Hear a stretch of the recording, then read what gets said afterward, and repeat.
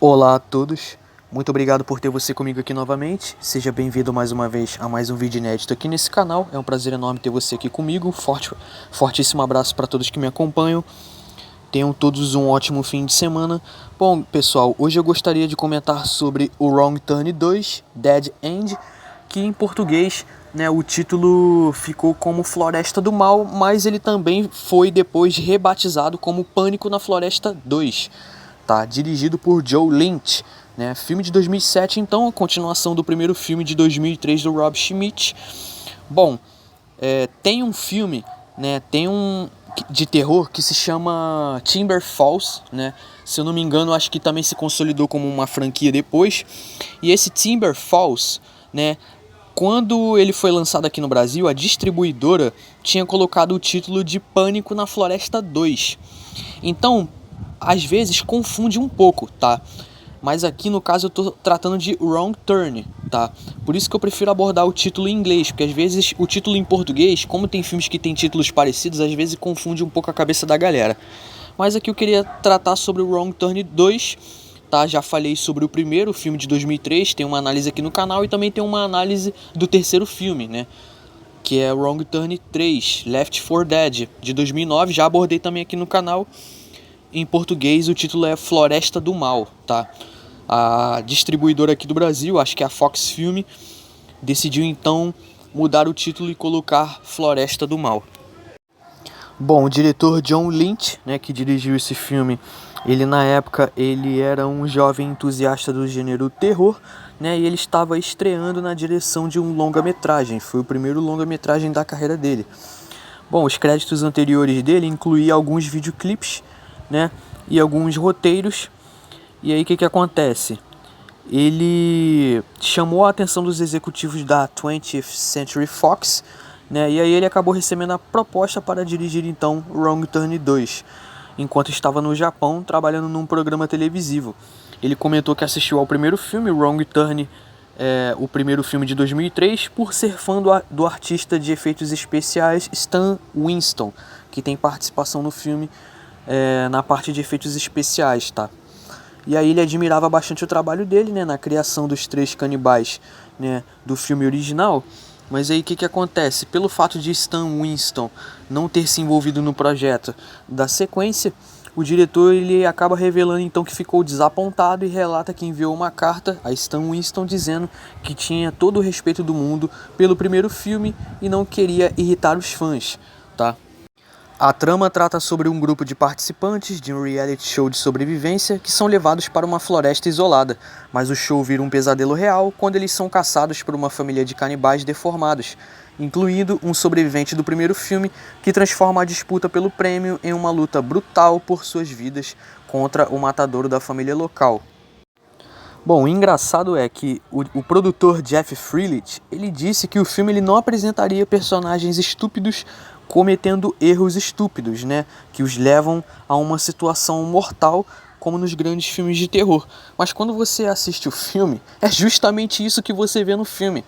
Você tá entendendo? Ou seja, o objetivo dele era não apresentar personagens estúpidas, mas pelo que a gente vê, o tiro saiu pela culatra, tá? Porque o resultado foi totalmente o oposto do que ele esperava.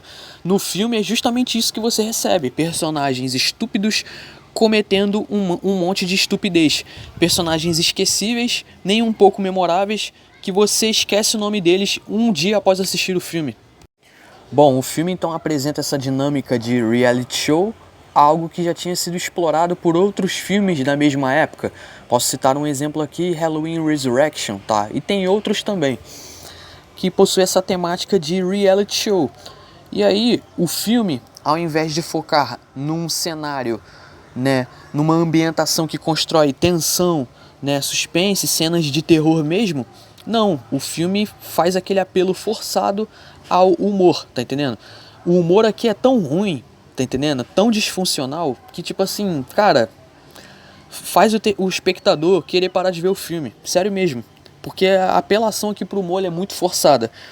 Então o filme, ao invés de ter essa pegada um pouco mais tensa, né, mais ligada com o terror, como é apresentado no primeiro filme, não. Aqui já desvirtua um pouco o caminho. Aqui o filme já ganha um novo rumo, que já é pendendo mais pro lado da comédia em si do que do terror, e sem falar dos efeitos digitais aqui que são grotescos. Bom, na minha visão, isso aqui é um filme de terror nível B, tá? O filme ele teve um orçamento baixo, apenas 4 milhões de dólares, e o orçamento enxuto dele se revela no próprio filme, quando você percebe que a equipe, os produtores em nenhum momento apostam em um cenário, numa ambientação com pouca luz, né? Ou num cenário à noite. Você vê que todas as cenas se passam de dia, tá entendendo?